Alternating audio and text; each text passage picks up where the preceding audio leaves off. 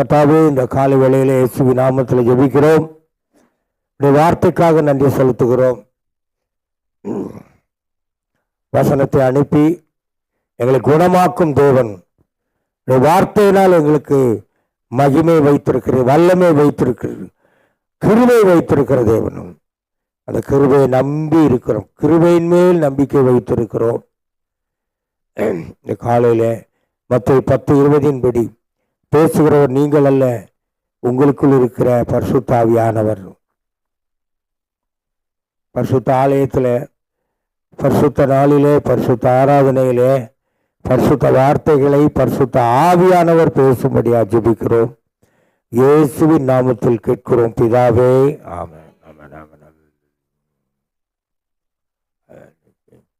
இந்த நாளிலே கர்த்தர் நம்மை கொண்டு என்ன விரும்புகிறார் என்றால், நாம் வளர வேண்டும். அல்லேலூயா. ஒரு குழந்தை அப்படியே குழந்தையாகவே இருந்தால் அந்த பெற்றோருக்கு எவ்வளவு வேதனையா இருக்கும் பாருங்க. இப்படி ஸ்கூல்ல சேர்க்குறீங்க, அந்த பிள்ளை என்ன பண்ணணும்? படிச்சு மேல் படிப்புக்கு போகணும். அதே படிப்புல அதே இதில் இருக்கக்கூடாது. அதனால் நாம் இந்த நாட்களில் வளருவதற்காக நாம் என்ன செய்யணும்? இந்த வளர்ச்சிக்கு என்ன வார்த்தைகளை தேவன் நமக்கு தருகிறார்? 1 கொரிந்தியர் 13ஆம் அதிகாரம் 10-11 நாம் வாசிக்க கேட்போம். 1 கொரிந்தியர்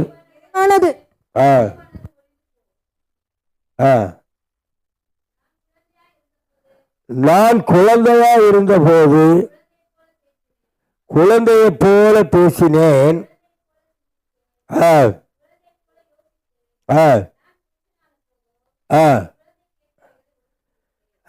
பாருங்க, இதுல என்ன நமக்கு புரியுது? குழந்தையா இருக்கும்போது என்ன எழுதியிருக்குன்னா, சொல்லுங்க, இந்த குளிர்லையும் ஒவ்வொருவர் மாறி மாறி தண்ணி குடிச்சிக்கிட்டே இருக்கிறீங்க. வார்த்தையை கேட்குற மாதிரி இல்லை. பின்னால் இருந்து முன்னாடி போகுது, முன்னாடி இருந்து பின்னால் வருது. தண்ணி எல்லாம் ஆராதனை பாட்டிலே குடிச்சு முடிச்சிடணும். செய்தி வரும் பொழுது ஒருத்தர் நகரவே கூடாது. நீங்கள் குடிக்கிறீங்க, அடுத்தவங்க அப்படி பார்த்து அங்கே கேட்பாங்க. இப்படி தான் போயிட்டு இருக்கும். ரொம்ப கவனமாக செய்தி வந்துருச்சுன்னு சொன்னால் நீங்கள் ரொம்ப கவனமாக நீங்கள் செய்தியை கனம் பண்ணணும். அந்த வார்த்தை உங்களை கனம் பண்ணும். அல்லேலூயா. குழந்தையை போல நாம் இருக்கக்கூடாது. குழந்தையை போல இருந்தால் வளர முடியுமா? வளர்ந்த பிறகும் சரி சொல்லுவாங்க, இன்னும் குழந்தையாவே இருக்கிறான், இல்லை சொல்றாங்களா இல்லையா? குழந்தைய மாதிரி சிந்திக்கிறது, குழந்தையை போல பேசுறது.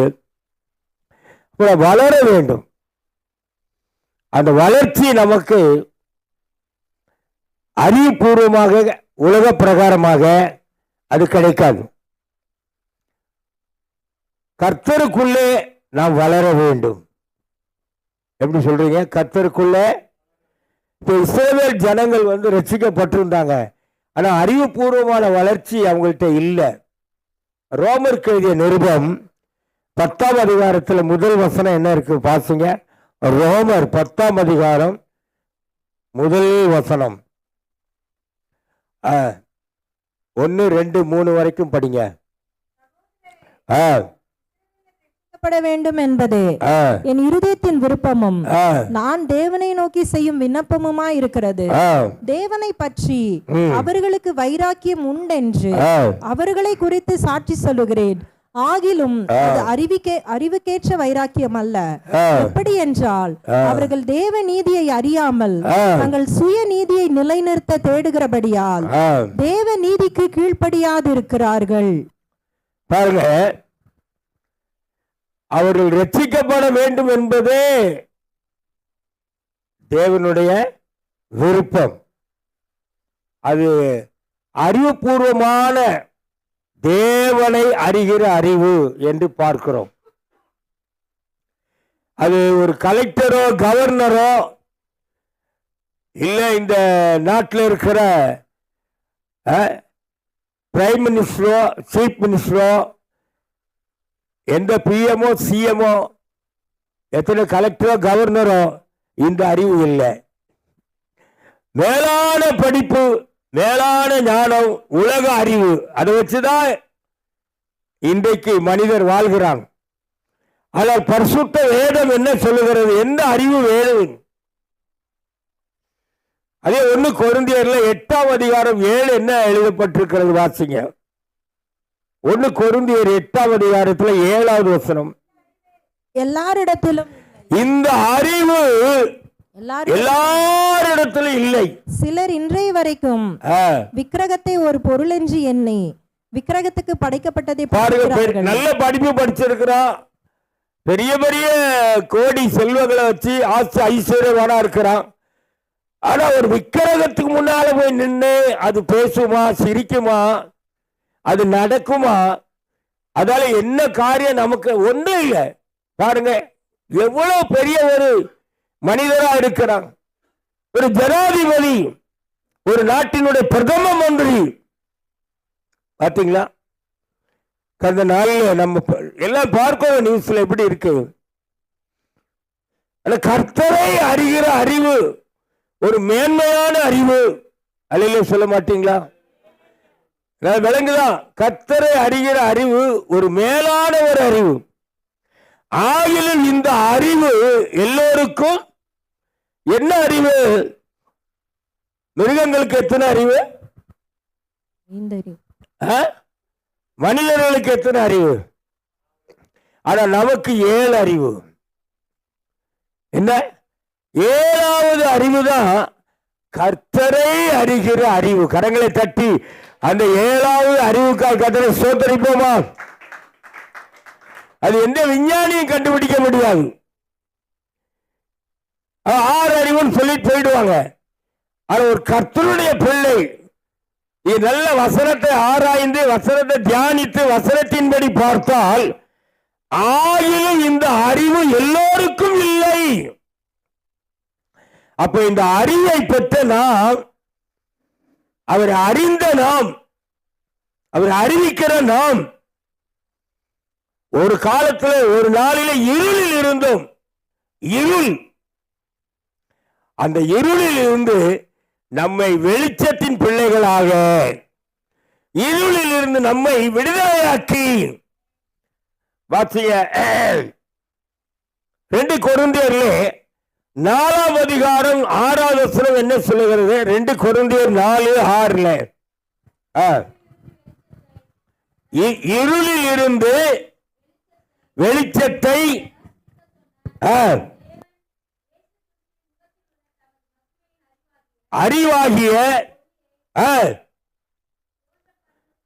அறிவாகிய ஒளியை தோன்ற பண்ணும் பொருட்டாக எங்கள் இருதயங்களிலே பிரகாசித்தார். கரங்களை தட்டி கர்த்தரை மகிமைப்படுத்துவோமா? எங்க பிரகாசித்தார் என்றால் இருதயங்களிலே, நம்முடைய இருதயத்திலே அந்த வெளிச்சம் பிரகாசிக்கிறது. இப்ப உள்ள வரும்பொழுது பாதி இருட்டா இருக்குது, பாதிதான் வெளிச்சம் இருந்தது. பார்த்தா ஒரு ஃபேஸ் இல்லை. அப்புறம் போய் போட்ட உடனே ஃபுல்லா வெளிச்சம் ஆகி போச்சு. அப்படிதான் கர்த்தரை அறிகிற அறிவு பேச இல்லை. ஆனா ரட்சிப்புக்குள்ள வந்த பிறகு அவர் அறிகிற அறிவு இருக்க, மேலான ஒரு அறிவு. அவருடைய வசனம் என்ன சொல்லுகிறது என்றால், இஸ்ரவேலே நீ பாக்கியவான், இஸ்ரவேலே உனக்கு ஒப்பானவன் யார்? ரட்சிக்கப்பட்ட ஜனமே உனக்கு ஒப்பானவர் இந்த உலகத்தில் எந்த ஒரு அதிகாரியோ அதிபதியோ இல்லை. நீங்களும் நானும் தான் மேன்மையானவர்கள். நம்மை கர்த்தர் மேன்மைப்படுத்தி இருக்கிறார். இந்த அறிவு இல்லைன்னா வசனம் சொல்லுகிறது, அவர் ஒரு மிருகத்தை போல சாவும் போது, ஒரு மிருகம் எப்படி அறிவில்லாமல் சாகிறது, அப்படிதான் கர்த்தரை அறியாதவன், அந்த அறிவை பெற்றுக் கொள்ளாதவன், அந்த அனுபவத்துக்குள்ளே வராமல், ஆசீர்வதிக்கப்படாமல் உலக பிரகாரமாக லட்சக்கணக்காய் கோடிக்கணக்காக ஒரு மனிதன் சொல்லுகிறான், ஒன்றுமே படிக்கல, ஆனா மாதம் லட்சக்கணக்காக சம்பாதிக்கிறான், கோடிக்கணக்காக சேர்த்து வைத்திருக்கிறான். ஏன்? எத்தனை அரண்மனை போன்ற வீடுகள், எத்தனை அரசாங்கத்தில் பெரிய உத்தியோகங்கள், எத்தனை ராஜபோக வாழ்க்கை, சுகபோக வாழ்க்கை வாழ்ந்தாலும் நம்முடைய கர்த்தரை அறிகிற அறிவு இல்லை என்றால் ஒன்றுமே இல்லை. அவன் ஒரு மிருகத்தை போல, ஒரு அறிவில்லாத ஒரு மிருகம் எப்படி அழிந்து போகிறதோ அப்படித்தான் வசனம் சொல்லுகிறது. பரிசுத்தமே ஒரு மனிதன் கர்த்தரை அறிகிற அறிவிலே வளர்ந்து அவன் கர்த்தருக்குள்ளே வளர்க்கப்பட வேண்டும், கர்த்தரால் வளர்க்கப்பட வேண்டும். ஏசாயா 54:13 வாசிக்கிறோம், உன் பிள்ளைகள் கர்த்தரால் போதிக்கப்பட்டு இருப்பார்கள். அந்த பிள்ளைகள் சிறு வயதிலே கர்த்தரால் போதிக்கப்படுகிற போதனை அது வளர வளர வளர வளர கர்த்தர் அந்த பிள்ளைகளுக்கு அந்த வார்த்தையை கொடுத்து வசனத்தின்படி தெளிவான புத்தியை 2 பேதுரு எழுதிய நிருபம் 2ஆம் அதிகாரம் 3ஆம் வசனம் என்ன சொல்லுகிறது வாசிப்போம். 2 பேதுரு 2ஆம் அதிகாரம் 3வது வசனம். தந்திரமான வார்த்தைகளால் உங்களை தங்களுக்கு ஆதாயமாக 1 பேதுரு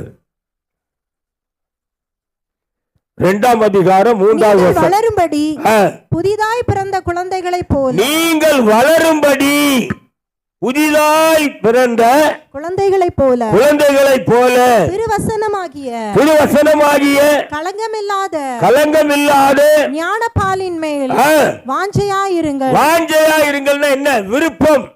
எவ்வளவு பிரியமா இருக்கிறோம், எவ்வளவு விருப்பமா இருக்கிறோம், எவ்வளவு வாஞ்சையா இருக்கிறோம், எவ்வளவு வைராக்கியமா இருக்கிறோம், அதுக்கு தக்கபடி கர்த்தர் நம்மை நடத்துவார்.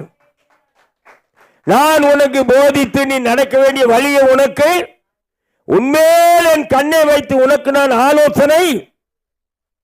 அப்ப அவரே நம்ம நடக்க வேண்டிய விதத்தில் ஏசாயா 48:17 பிரயோஜனமானவைகளை நான் உனக்கு போதித்து நீ நடக்க வேண்டிய வழிகளில் உன்னை நடத்துகிற உன் தேவனாகிய கர்த்தர் நானே.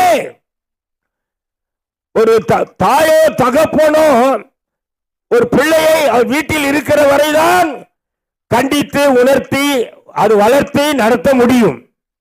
இன்னொரு இடம் போகும்போது இல்லை, அவன் வீட்டை விட்டு வெளியே போகிறான், வெளிநாடு போகிறான், வெளியூர் போகிறான், எங்கோ போய் வேலை பார்க்கிறான், எங்கேயோ போய் படிக்கிறான். ஒரு பெற்றோர் அங்கே போக முடியாது, தாய் தகப்பன் போக முடியாது. ஆனா சமீபத்துக்கு மாத்திரமல்ல, தூரத்துக்கும் தேவன் அந்த பிள்ளை எங்க போனாலும் கர்த்தர் அந்த பிள்ளையோடு இருக்கிறார். வனாந்திரத்திலே அழுத சத்தத்தை ஆபிரகாம் கேட்கவில்லை, ஆபிரகாமுக்கு அந்த சத்தம் கேட்கவில்லை. ஆனால் கர்த்தர் அந்த சத்தத்தை கேட்டார். தேவன் பிள்ளையோடு இருந்தார். தேவன் யாரோடு இருந்தார்? பெற்ற தகப்பன் இல்லைங்க, அனாதையா விட்டுட்டு போயிட்டான்.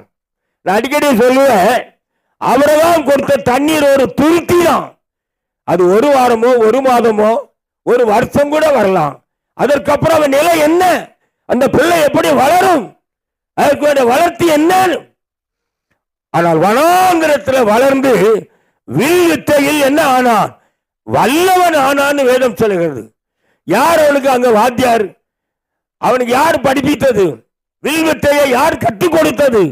யார் அந்த வனாந்திரத்தில் அவனுக்கு ஆசிரியராய் ஆசான் ஆசான் சொல்றாங்கல்ல, இந்த சிலம்பெல்லாம் கற்றுக் கொடுக்கிற ஆசான், ஆசானோ ஆசிரியரோ இல்லை, ஆனா தேவன் அவனோடு இருந்தார். தேவன் பிள்ளையோடு இருந்தார் மாத்திரமல்ல, பிள்ளையின் சத்தத்தை கேட்டார்.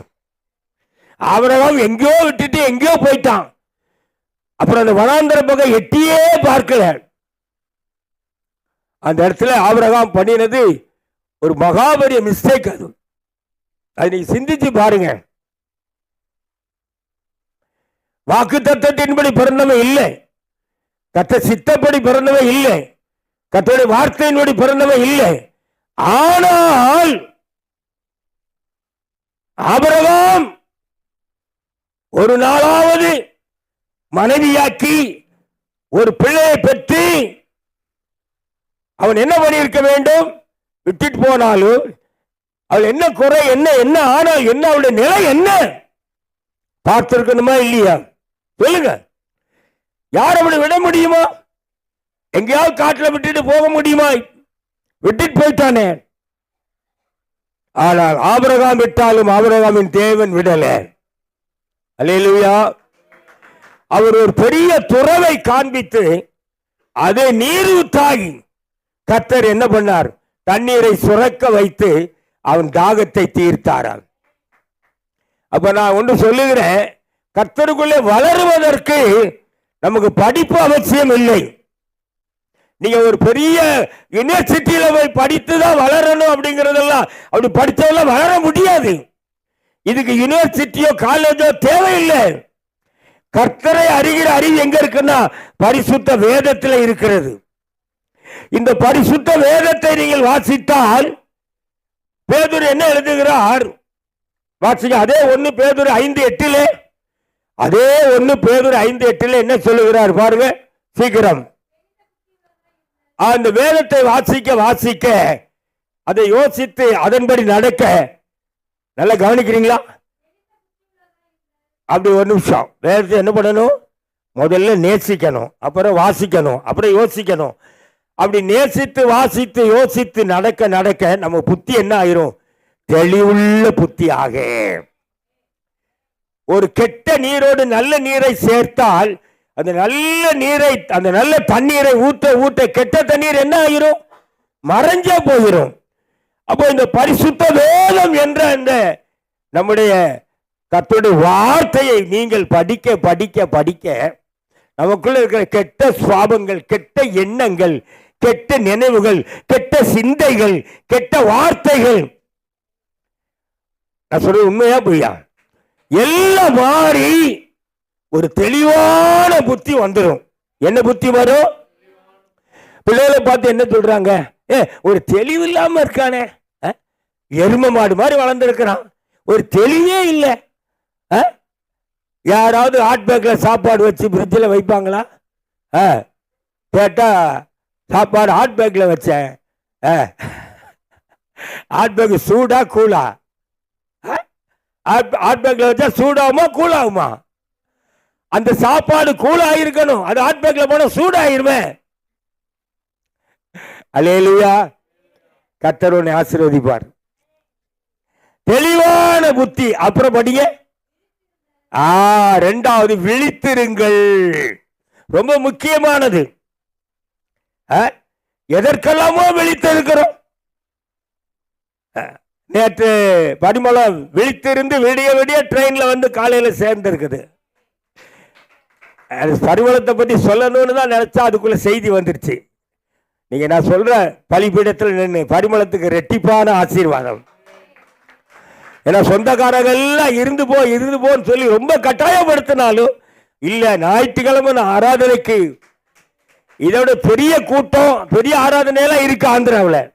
சமீபத்தில் கூட ஒரு 3 நாள் கூட்டம் பார்த்தோம். ரொம்ப ஆச்சரியமா வைசாக்ல விசாகப்பட்டினத்தில் இருந்து நடந்தது பார்த்தோம்.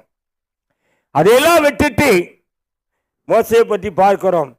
அநித்தியமான பாவ சந்தோஷத்தை வெறுத்து தேவனுடைய பிள்ளைகளோடு துன்பத்தை அனுபவிக்கிறது. இந்த சிறிய கூட்டத்தில் வந்து ஆராதிக்கிறது தான் ஒரு மகிமை, ஒரு பாக்கியம், ஒரு சந்தோஷம் என்று ஓடி வந்திருக்கு பாருங்க. கையை தட்டி பரிமளத்துக்காக கர்த்தரை ஸ்தோத்திரம் பண்ணுவோம். ஹல்லேலூயா. அடுத்து விழித்திருங்கள். ஏனெனில் யாரை விழுங்கலாமோ என்று கர்ஜிக்கிற சிங்கம் போல அலைகிறான். நீங்க இப்படியே கையை கட்டிக்கிட்டு அப்படியே வானத்தை பார்க்கிற மாதிரி நீங்க அப்படியே பார்த்துக்கிட்டு இருந்தீங்கன்னா வாரிட்டு போயிடுவான். வெள்ளம் போல வாரிட்டு போயிடுவான். சத்துரு வெள்ளம் போல வருகிறான், வாரிட்டு போயிடுவான்.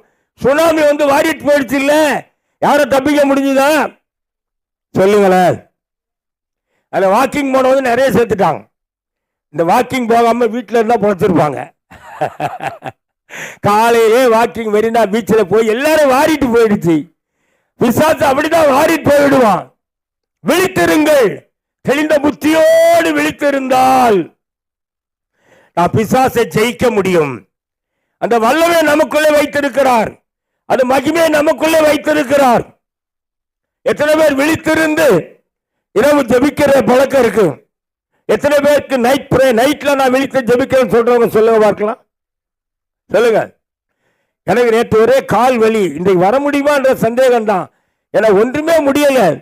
ஆனாலும் ஒரு 12:15 அப்படி எழும்பி எவ்வளவு நேரம் ஜெபம் பண்ணேன்னு தெரியல. போய் படுத்தா தூக்கமே வரல. திரும்பி எழும்பி ஜெபம் பண்ணேன். நைட்டெல்லாம் 2-3 நேரம். நான் உங்களுக்கு முன்னால பெருமையா சொல்லல. அந்த ஒரு தெளிவான ஒரு புத்தி, ஒரு வைராக்கியம், கர்த்தரை குறித்த ஒரு வைராக்கியம் நமக்குள்ள இருக்கணும். தூங்கினா எவ்வளவு நேரம் தூங்கலாம்? ஆராதனை நடக்கும்போது தூங்கிட்டு இருக்கிறாங்க. இல்ல இருக்கு நிறைய பாருங்க. ஒரு ஒரு ஒரு ஒரு ஒரு வைராக்கியம் இருக்குதா? தேவனை பற்றி ஒரு அறிவு இருக்குதா? நமக்காக இவ்வளவு தூரம் அவர் சொந்த இரத்தத்தை கொடுக்கிற அளவுக்கு அவர் நமக்காக மரித்தார. அவர் தாய் தகப்பனுக்காக மரிக்கல, குடும்பத்துக்காக மரிக்கல, ஊருக்காக மரிக்கல, உறவினர்களுக்காக மரிக்கல, உலகத்துக்காக மரித்தார். உலக இரட்சகர், உலக மீட்பர். யாரெல்லாமோ சொல்ற உலக நாயகன் சொல்லி எவனும் நினைக்க முடியாது. எல்லாம் மண்ணுக்கு போயிடும். ஆனால் என் தேவன் சொன்னார், ஒரே பேரான குமாரனை உங்களுக்காக அனுப்பினேன். அந்த குமாரன் என்ன சொன்னார்? நான் மரித்தேன், ஆனாலும் சதா காலமும் உங்களோடு. இன்றைக்கு உலகத்தில் ஒரே ஒரு கல்லறை தான் திறந்திருக்கிறது என்றால் அது என்னுடைய கர்த்தராகிய இயேசு கிறிஸ்துவின் கல்லறை. அவர் இங்கே இல்லை. நீ தேடுகிற இயேசு கல்லறையில் இன்றைக்கு கல்லறை கிறிஸ்துவர்கள் இருக்கிறார்கள். சொல்லுங்க. கல்யாண கிறிஸ்துவர்கள் கல்யாணத்துக்கு தான் கோயிலுக்கு போவான். அப்பவும் தேர்ல தூக்கிட்டு வைக்கணுங்க. ரதத்துல வருவார் மாப்பிள்ள. அப்புறம் 2வது செத்த பிறகு நடந்து வர்றதில்லை, அந்த சாவு வண்டியில வச்சு கொண்டு வச்சிருவாங்க. அவ்வளவுதான். கல்லறை கிறிஸ்துவர்கள், கல்யாண கிறிஸ்துவர்கள். என்ன என்ன அறிவு வளர்ச்சி இல்லை, அறிவு வளரல. சொல்லுங்க.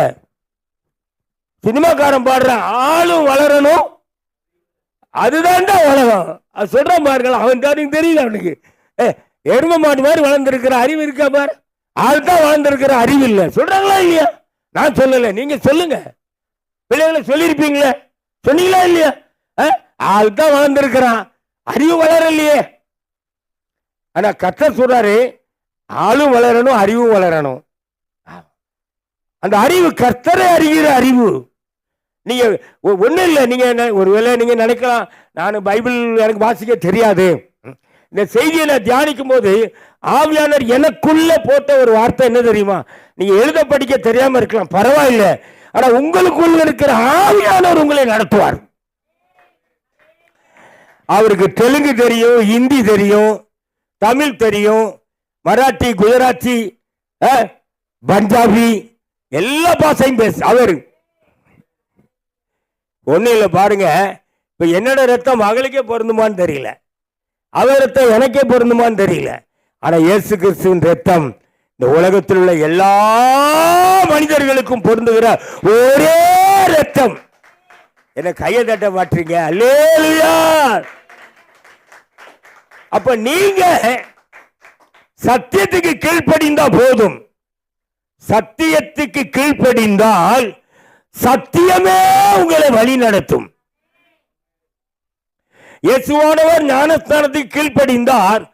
ஜலத்திலிருந்து கரை ஏறின உடனே மத்தேயு 3ஆம் அதிகாரத்தில் வாசிக்கிறோம், தேவ ஆவியானவர் புறாவை போல் இறங்கினார்.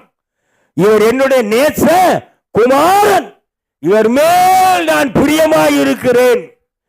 அப்ப ஞானஸ்தானம் எடுக்காதவங்க மேல் பிரியமா இருக்க மாட்டாரான்னு கேட்பீங்க. இருக்கு, பிரியமா இருக்கிறார். ஆனா நேசகுமாரனே, நேச மணவாளனே எப்ப சொல்லுவாரு? நேச மணவாளன்னு கேட்ட நேச மணவாட்டியாய் மாறணும்னா அவரோடு உடன்படிக்கை பண்ணுகிற ஞானஸ்தானத்தினால. அப்ப தேவ ஆவியானவர் எப்படி இறங்கினார்? வாசிக்க நேரம் இல்லை. புறாவை போல் இறங்கினார். அந்த புறாவை போல் இறங்கின ஆவியானவர் உங்களை கடைசி வரை நடத்துவார். எத்தனை பேர் ஆமென் சொல்றீங்க? எத்தனை பேர் போதிக்கிறவங்க மனைவியா இருக்கலாம், கணவனா இருக்கலாம், பிள்ளைகளா இருக்கலாம், கொஞ்ச நாள்ல நம்மளை விட்டு மறைஞ்சிருவாங்க? சொல்லுங்க. என் தங்கச்சி அடிக்கடி எனக்கு ஜபத்துல ஜெபம் பண்றேன்னு, ஊழியத்துக்காக ஜெபிக்கிறேன், எங்க போறீங்க, என்ன ஊழியம் எல்லாம் கேட்பாங்க. ஆனா இன்னைக்கு அவன் எங்கள் நடுவில் இல்லை. அவன் மறைந்தே போனால், மறித்தே போனால். ஆனா உங்களை என்னை நடத்துகிற கர்த்தர் மரண பரியந்தம் நம்மை நடத்துவார். அல்லேலூயா. அப்படியானால் நாம் என்ன பண்ணணும்னா, அந்த அந்த அபிஷேகம் நம்ம பெற்றுக்கொள்ளும்படியாக, அதான் வளர்ச்சி. இப்ப முதல் ஸ்டெப் என்ன? ரட்சிப்பு. ரட்சிப்புனா என்னன்னா, உங்களுக்கு எல்லாம் பிச்சி பூ தெரியும், என்ன தலையில வைக்கிறீங்க, அது என்ன பூ? ஆமா, அது காலையில மலர்ந்து மாலையில ஆபீஸ் போறாங்க, வீட்டுக்கு வரும்போது ஒரு பூ இருக்காது, வெறும் நார் தான் தொங்கும். பார்த்துருக்கிறீங்களா? அந்த பிச்சி பூ இல்ல. பாபு சிரிக்கிறாரு. இது ரட்சிப்பு. ரட்சிப்பு வந்துட்டா அதுக்கப்புறம் உங்களை இந்த உலகத்துல யாருமே அசைக்க முடியாது.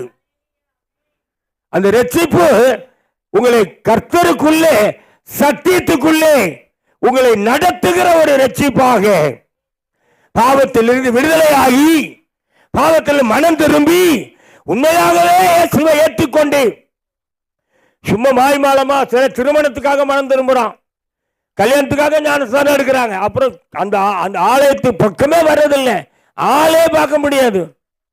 அது குழந்தை பிறந்தா வருவாங்க, வேணா பேர் வைக்கணுமே, எப்பா நீ கல்யாணம் அன்னைக்கு தான் வந்து, அப்புறம் குழந்தை பிறந்த பிறகு தான் வந்திருக்கிறான். இடைப்பட்ட நாளெல்லாம் எந்த தொடர்புமே துண்டிக்கப்பட்டு போச்சு. சொல்லுங்க. அல்லேலூயா. எப்படி நாம செல்லுல பேச முடியும்? நான் பேசுறோம்னா நமக்கு ஒரு நம்பர் இருக்கு, பேசுறவங்களுக்கு ஒரு நம்பர் இருக்கு, அது இருந்தா பேசலாமா? கார்டு என்ன பண்ணணும்? ரீசார்ஜ் பண்ணணும். பாஸ்டர் நீங்க தான் பேசணும், நான் ரீசார்ஜ் பண்ணல அப்படின்னு சொல்லிட்டா தொடர்பு துண்டிச்சு போச்சு. காலையில் அப்படிதான் ஒரு போன் வருது, பாஸ்டர் இதோட நீங்க தான் பேசிக்கிட்டு இருக்கணும், நான் ரீசார்ஜ் பண்ணல. அப்படியானால் நான் தொடர்பு கொள்ளலாம், நான் ரீசார்ஜ் பண்ணியிருக்கிறேன், அவன் தொடர்பு கொள்ள முடியாது. இதுதான், இது சிம்பிள். இது உதாரணமா சொல்றேன். பரிசுத்த ஆவியானவர், நல்ல கவனிங்க, தேவனோடு நம்ம இணைக்கிறவர், தேவனுக்குள்ளாக நம்ம நடத்துகிறவர். அவர் வந்துட்டு போறவர் அல்ல. ஆகாயில 2ஆம் அதிகாரம் 5ஆம் வசனம் என்ன? ஆகாய் புத்தகம் 2ஆம் அதிகாரம் 5ல, நீங்கள் எகிப்திலிருந்து புறப்படுகிற போது, நல்ல கவனிங்க, எகிப்துன்னா பாவம். எப்ப பாவத்திலிருந்து விடுதலை ஆகிறோம், அப்பவே நமக்குள்ள அந்த பரிசுத்த ஆவியானவர் வந்துடுறார். கரங்களை தட்டி நம்ம அவரை மகிமைப்படுத்துவோம். எல்லா உற்சாகமாய் கரங்களை தட்டி பரிசுத்த ஆவியானவரை கனப்படுத்துவோம். அல்லேலூயா. நீங்க எகிப்திலிருந்து புறப்படு, பாவத்திலிருந்து எப்ப வெளியில ஆகிறீங்க, எப்ப விடுதலை ஆகிறீங்க, அப்பவே ஆவியானவர் நமக்குள்ளே வந்துடுறாரு. நான் இதை கடந்த முறை சொல்லி இருக்கிறேன்.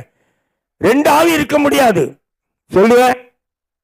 ஒன்னு அசுத்த ஆவி பாவம் செய்யும் போது, ஆனால் வெளியே போயிடுச்சுன்னா அடுத்து பரிசுத்த ஆவியானவர். பரிசுத்த ஆவியானவர் இருக்கும்போது அசுத்த ஆவிக்கு இடமே இல்லை. நல்ல தண்ணி இருந்தா கெட்ட தண்ணியை எடுக்க போறோம். அதே அசுத்த ஆவி நம்ம விட்டு வெளியில போறதுதான், பாவத்தில் விடுதலை ஆகிறது தான் நமக்கு கிடைக்கிற ஒரு பெரிய ரட்சிப்பின் மகிமை. அது மகிமையான ரட்சிப்பு. அல்லேலூயா. சும்மா அம்மா போனாங்க, பையன் போறான், அம்மா போறாங்க, புள்ள போச்சு. நிறைய இன்றைக்கு நிறைய இடங்கள்ல பார்த்தா ரட்சிப்பு இல்லை. முஸ்லீமா பிறந்தா முஸ்லீம், இந்துக்கு பிறந்தா இந்துவா இருப்பான், கிறிஸ்துவனுக்கு பிறந்தா அதே மாதிரிதான். அம்மா போறாங்க, நான் போறேன். ஒரு சம்பந்தம் பேசும்போது பாஸ்டர் சொன்னாரு, பாஸ்டர் நகை போடுவா, நகை போடுற மாப்பிள்ளை பரவாயில்ல, நகை போடுவான்னு சொல்லுங்க. அப்போ அவங்க அம்மா இது இப்ப நகை போடலையே, நகை போடாத ஒரு பொண்ணு, நல்லா கவனிக்கிறீங்களா, நகை போடாத ஒரு பொண்ணு. ஆனா அவர் பாஸ்டர் சொல்றாரு, கல்யாணத்துக்கு அப்புறம் நகை போடுவா, நகை போடுற மாப்பிள்ளை, நகை போடாத மாப்பிள்ளைன்னா நகை போடாத மாப்பிள்ளை, நகை போட்ட மாப்பிள்ளைன்னா நகை போட்ட மாப்பிள்ளை. அப்போ அது என்ன சத்தியம்? அது என்ன உறுதி, அது என்ன உண்மை என்று கேட்டா, அவ அம்மா கலட்டினா இவ கழட்டிட்டா. எப்படி இருக்கு? ஒரு பிரதிக்க பண்ணி ஒரு பிரதிஷ்டையில போடக்கூடாதுன்ற தீர்மானத்துல கலட்டல. அம்மா கலட்டினா மகளும் கழட்டிட்டா. அம்மா ஞானஸ்தானம் எடுத்தா மகளும் ஞானஸ்தானம் எடுத்துட்டா. சொல்லுங்க. ஆனா அம்மாவுக்குள்ள ஆவியானவர் மகளுக்குள்ள வரமாட்டாரு. அதுதான் ரொம்ப முக்கியம். அபிஷேகம் முகத்தடியை முறிக்கும். அவர் வந்துட்டார்னா அவர் போக மாட்டார், மாறாதவர். 1 யோவான் 2:27 அவர் நிலைத்திருப்பார் என்று எழுதப்பட்டிருக்கிறது. நிலை கொண்டு இருப்பார். அவர் என்ன போதிக்கிறாரோ அவர் போதிக்கிறபடி நீங்கள் அவரில் நிலைத்திருங்கள். நிறைய இருக்கு, இன்றைக்கு நேரம் இல்லை. கருத்து சித்தமான இதை இன்று நான் இன்னும் இதை குறித்து அநேக காரியங்கள் உங்களுக்கு நான் சொல்லுவேன். நிலைத்திருக்கணும். நிலைத்திருந்தால் ஆவியானவர் நம்மை நடத்துவார். நீங்க பாருங்க, ஒரு பிள்ளை நம்ம வீட்டிலே இருக்குன்னா அந்த தாய் தப்பு அந்த பிள்ளை மேல எவ்வளவு அக்கறையா, எவ்வளவு ஜாக்கிரதையா, எவ்வளவு கரிசனையா அதை நடத்துறாங்க பாருங்க. ஊர் சுத்திட்டு இருந்தா நடத்த முடியுமா? எப்போ போறான், எப்போ வர்றான், எங்க போறான், எப்படி வரான், என்ன தெரியும் சொல்லுவாங்களா இல்லையா?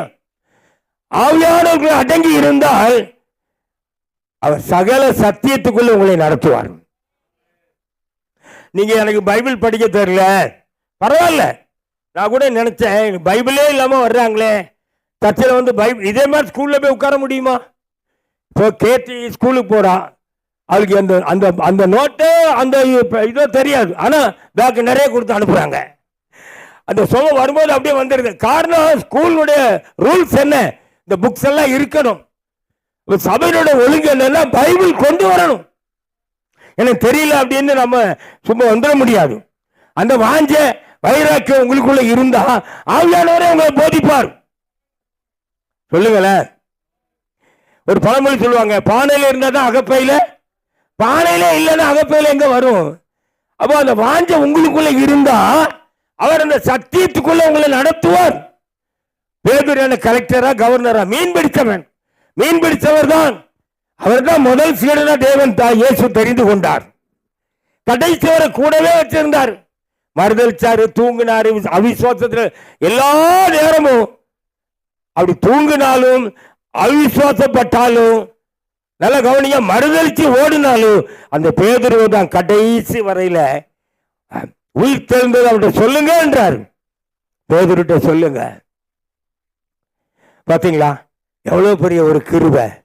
அந்த கிருபை இன்றைக்கும் உங்களுக்கும் எனக்கும் இருக்கிறது. நான் படிச்சாதான்,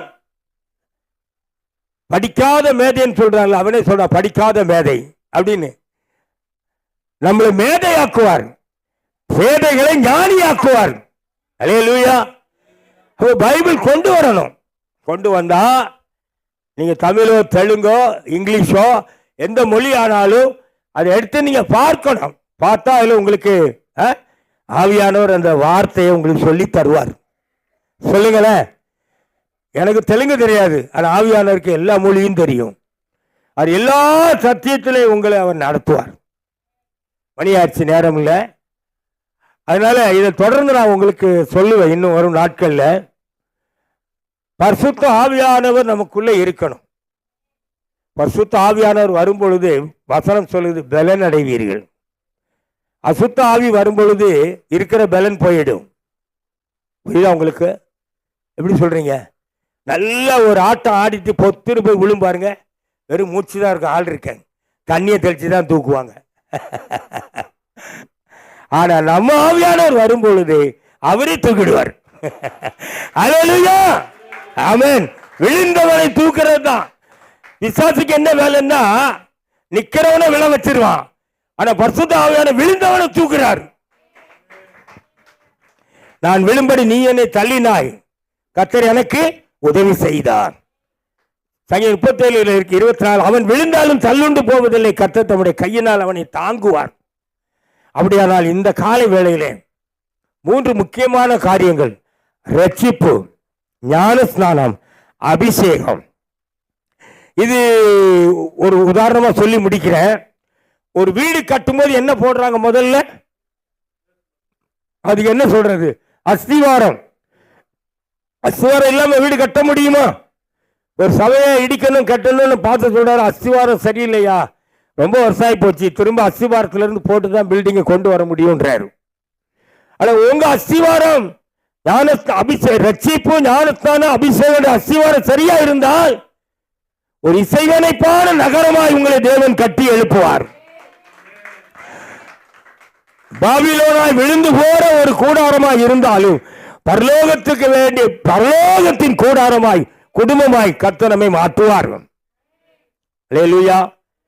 பரிசுத்த ஆவியானவரால என்னென்ன காரியங்கள் இருக்குங்கிறது இன்னும் 1 மணி நேரம் இருக்கு. அதுக்கு நேரம் இல்லை. அது இன்னொரு தடவை கர்த்தர் சித்தமானால் மாதத்தினுடைய முதல் அதே இந்த மெசேஜ் கண்டினியூ பண்ணி பரிசுத்தாய் வந்த போது யார் யாரெல்லாம் எப்படி இருந்தாங்க, யார் யாரை கொண்டு என்னென்ன செய்தாரு, யார் யார் எப்படி நடத்தப்பட்டாங்க. பரிசுத்த ஆவியானவர் வந்த உடனே இயேசு எங்க போயிட்டாரு? வனாந்திரத்துக்கு தூக்கிட்டு போயிட்டான். ஆவியானவரே கொண்டு போறாரு பிசாசால சோதிக்கப்படுகிறதுக்கு. நம்ம என்ன சொல்லுவோம்? அட ஞானஸ்தானம் எடுக்காம இருந்தா நல்லா இருக்கும். என்னைக்கு எடுத்தோன்னா அன்னைக்கே வீடு சண்டை, அன்னைக்கே குழப்பம், அன்னைக்கே பயங்கரமான பிரச்சனை. நிறைய அப்படிதான் கர்த்தர் இயேசுவை கொண்டு போனார். ஆவியானவர் கொண்டு போனார். ஆவியானவரால் நடத்தப்பட்டார் வனாந்திரத்தில் பிசாசால் சோதிக்கப்படுவதற்கு. ஆனா வார்த்தையில உறுதியா இருந்த இயேசு சொன்னார், மனிதன் அப்பத்தினால் மாத்திரம் அல்ல, தேவனுடைய வாயிலிருந்து புறப்படுகிற ஒவ்வொரு வார்த்தையினாலும் பிழைப்பான். அந்த வார்த்தைக்குள்ள வந்துட்டா அந்த வார்த்தை உங்களை நடத்தும். அந்த வார்த்தை சங்கீதம் 107:20 வசனத்தை அனுப்பி குணமாக்குவேன். அந்த வார்த்தை எந்த கேன்சரோ, எந்த அல்சரோ, எந்த கிட்னி, எது நுரையீரலே போயிடுச்சுன்னா கூட அந்த நுரையீரலை நம்ம வார்த்தை கொண்டு வரும். செத்து போன லாசரே வார்த்தை வெளியே வந்துட்டான் பாருங்க. லாசரே உடனே என்ன பண்ணிட்டான்? சகோதரர் நாருமே ஏன்னா அந்த பாக்ஸ்ல இருக்கிற வரைக்கும் தான். அப்புறம் பாக்ஸை உருவிட்டோம்னா அந்த பாடி எடுக்கிறதுக்கு 1 மணி நேரத்துக்கு முன்னாடி 2 மணி நேரமா உருவிடுவாங்க. பிளக்கை உருவிட்டா அவ்வளவுதான், முடிஞ்சு போச்சு. வாடை அடிக்க ஆரம்பிச்சிருக்கும். லாசர் அப்படியே வந்தான், ஃப்ரெஷ்ஷா வர்றான். அப்படியே எப்படி கொண்டு வச்சாங்களோ அப்படியே வர்றான். எவ்வளவு பெரிய கிருபை வார்த்தை. அதனால அந்த வார்த்தையில நாம் எவ்வளவு உறுதியா இருக்கிறோம், வார்த்தையில எவ்வளவு வல்லமையா இருக்கிறோம், அந்த வார்த்தையில வாஞ்சியா இருக்கிறோம். என்னிடத்தில் வாஞ்சியா இருக்கிறபடியால் உன்னை விடுவிப்பேன். அந்த வார்த்தை நம்மை விடுதலையாக்கும். அல்லேலூயா. எல்லாரும் எழுந்திருப்போம். இந்த காலை வேளையிலே கர்த்தருடைய ஆவியானவர் நம்மோடு பேசி இருக்கிறார். ஆமென். சோதரியம். ஆமென். பரிசுத்த பிதாவே, நன்றியோடு துதிக்கிறோம். இந்த காலை ஆராதனைக்காய் ஸ்தோத்திரிக்கிறோம். கர்த்தர் எங்களோடு பேசின கர்த்தருடைய நல்ல வார்த்தைக்காக, ஒன்றும் தரையில விழாத கர்த்தருடைய வார்த்தைக்காக, வெறுமனே திரும்பி போகாத வார்த்தைக்காக, விரும்பினதை செய்து முடிக்கிற வார்த்தைக்காக, எங்களை ஆண்டவரே வல்லமையாய் நிரப்புகிற வார்த்தைக்காக, எங்கள் உயிர் கொடுக்கிற வார்த்தைக்காக, எங்களை விடுதலையாக்கின வார்த்தைக்காக நன்றி செலுத்துகிறோம். நாராயண கர்த்தர் ஆசீர்வாதமாய் நடத்தின கிருபைக்காய் ஸ்தோத்தரிக்கிறோம். தொடர்ந்து கர்த்தர் எங்களை நடத்தும்படி இயேசுவின் நாமத்தில் ஜெபிக்கிறோம். இதாவே